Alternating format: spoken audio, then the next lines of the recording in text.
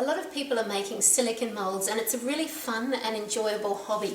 Here's a couple that have been made earlier, and to make these, basically you're using your silicone, your master, something to go around the outside of that as a mold. Place your master upside down with the edging around it. It could be a Tupperware container, and then pour your silicone over the top. Now, a couple of tips when you're pouring your silicone.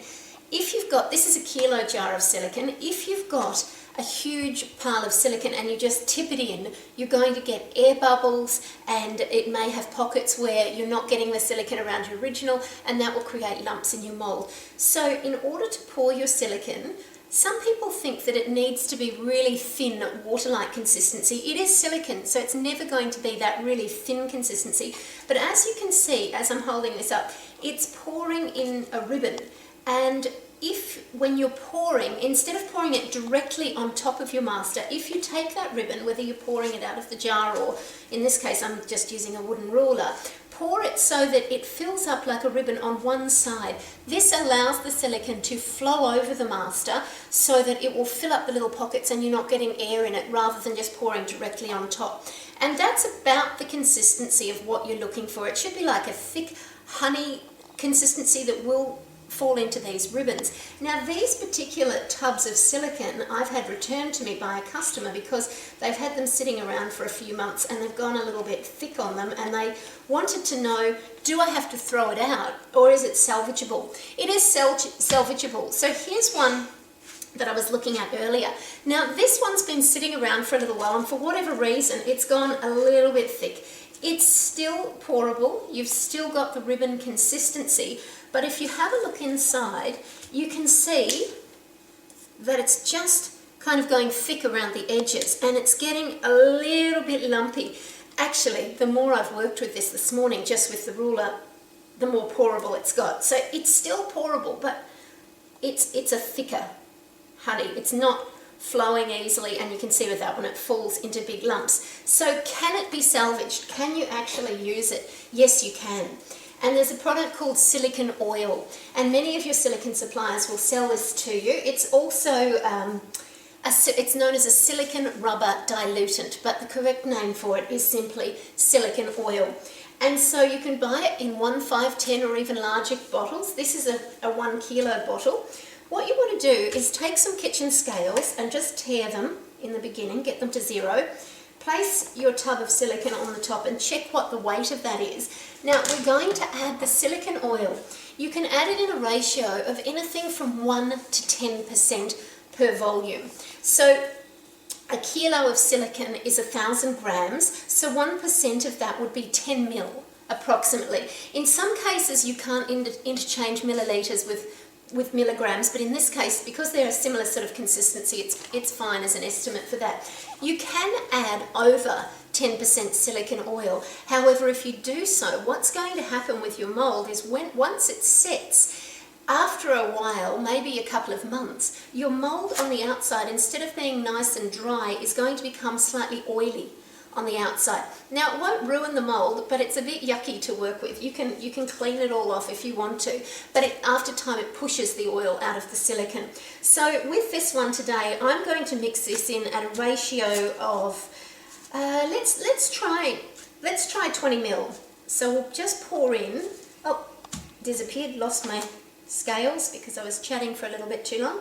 Okay, let's just do that again. Okay, so 1.88 I've got in here, so I'm going to take that up, adding 20 mils of silicone oil, 10 mils, 4, 5, 6, 7, 8, 20 mils of silicone oil. Now, when you pour your silicone oil, you can see it just sitting on the top of the silicone there as a clear liquid, just a clear oil. It looks a little bit like glycerin. As we begin to mix it, at the moment it's nice and smooth, but it does a funny thing. As you mix it, it's actually going to go lumpier. And you can see now, it looks like the silicone now is unusable because it's gone really thick and lumpy. Oops, popping away on bubble wrap. As you keep mixing it, it's separating out even more and it's getting lumpier and lumpier. And at this point you might think, oh my goodness, I've ruined my silicone, it's not going to come good, but it will. Just keep mixing it. It's not the best doing that on bubble wrap. Okay, So keep mixing, and after about 1 or 2 minutes, which you can see now, it's starting to turn back into that runny consistency.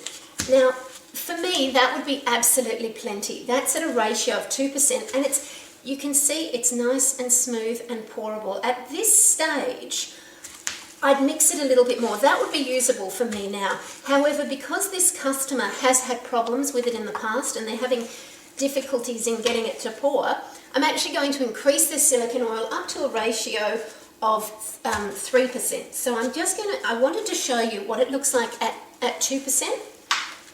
So there's your consistency at 2%. And if you can see in the bottom of the tub, you'll see you've got that really nice sort of, still thick, but quite moldable and quite pourable consistency. I want to make sure that this customer is easily able to use it, so I'm going to add an extra 10 ml. Taking that up to 3% or 30 ml per 1 kilo. I usually wouldn't add this much oil into it, but as mentioned, because the customer's had a few problems, we're just going to make it really thin for them. And you can see again, it's gone lumpy. That's what happens with your silicone oil. Don't worry about it. Just keep mixing. And now you can see you've got a really nice pourable consistency. I'd probably give that another mix, about another maybe 1 minute worth of mixing, to make sure that the silicone oil's really thoroughly mixed through. And as you can see, where we had lumps before, we've now got beautiful, thin, pourable ribbons of silicone. So if you find you're buying some silicone, and it can be quite expensive working with it, and you leave it sit for too long, it does have a shelf life. However, if you find that you really want to try and see if you can get the most out of it, your silicone can vary drastically in price, from probably about $20 a kilo up to about $130 a kilo, depending on the quantity that you're purchasing and where you're purchasing it. So if you've spent, I guess the average price is probably about $50 a kilo for silicone. If you spent $50 for a tub of silicone and you've let it sit around for a while and you don't want to you can't use it because it's gone thick, you really want to try and get the most out of it. So try silicone oil. Add it 1 to 10%. This one's really running. That's a ratio of 3%. This one in the other tub, let's wipe the ruler off. This one is a ratio of 2%, 20 ml. So it's still nice and pourable as well. There you go. With the addition of 50 mils of silicone oil between the 2 kilos, 20 and 30 mils, I have a completely usable product in 2 kilo batches once again. And your silicone oil, depending where you get it, will vary in price, anything from about $20 a litre, or they sell it by kilo, upwards. So for a couple of dollars, we've salvaged both kilos of the silicone, and you should be able to have something that you can now pour really easily and use for resin making.